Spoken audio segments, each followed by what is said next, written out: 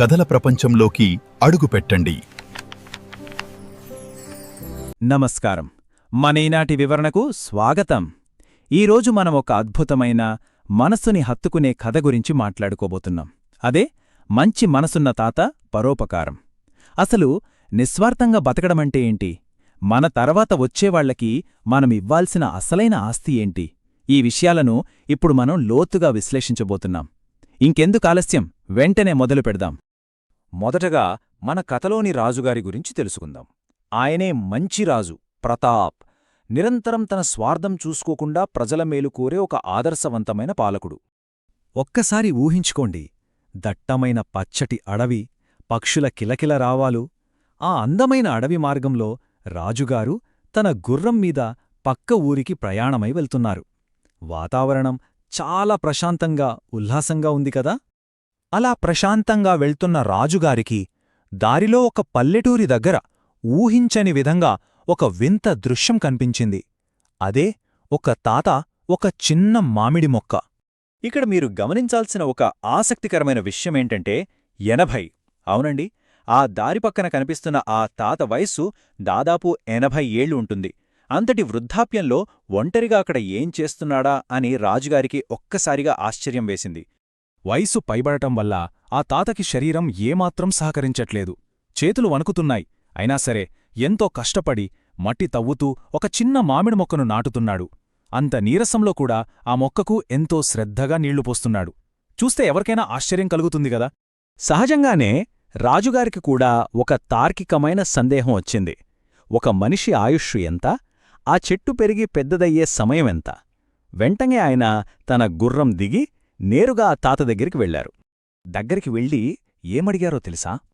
తాతా, నీకు చాలా వయసైపోయింది కదా? ఈ మామిడి మొక్క పెరిగి పెద్దదయి కాయలు కాసేసరికి చాలా ఏళ్లు పడుతుంది.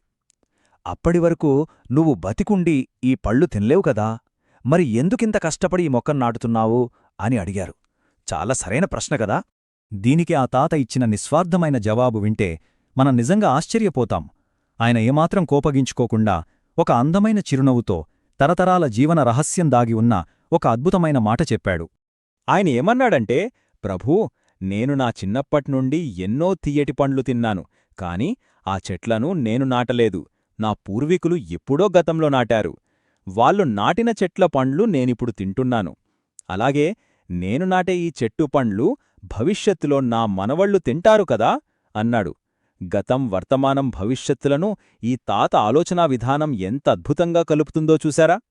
ఇక్కడే ఆ తాత ఒక అద్భుతమైన మాట అన్నాడు. నాకోసం నేను ఆలోచించుకుంటే అది స్వార్థమవుతుంది. ఇతరుల కోసం పనిచేయడంలోనే నాకు నిజమైన సంతోషముంది అని. ఈ మాటలు నిజంగా హృదయానికి హత్తుకుంటాయి గదా?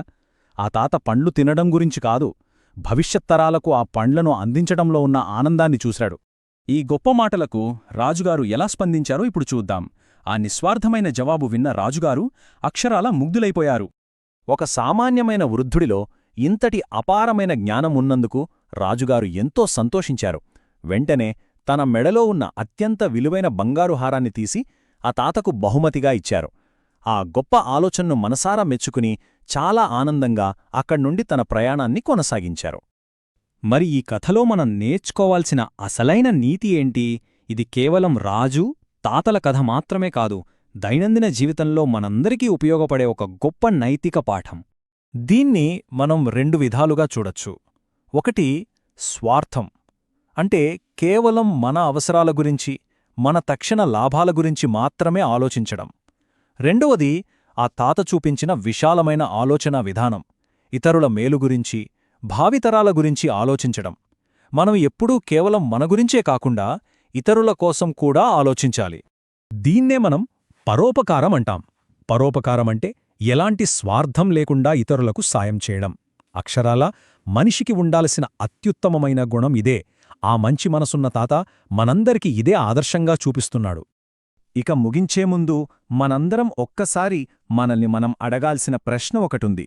రేపు మరొకరి జీవితంలో తీపిని నింపడానికి ఈరోజు మనం నాటగలిగే విత్తనాలు ఏమిటి?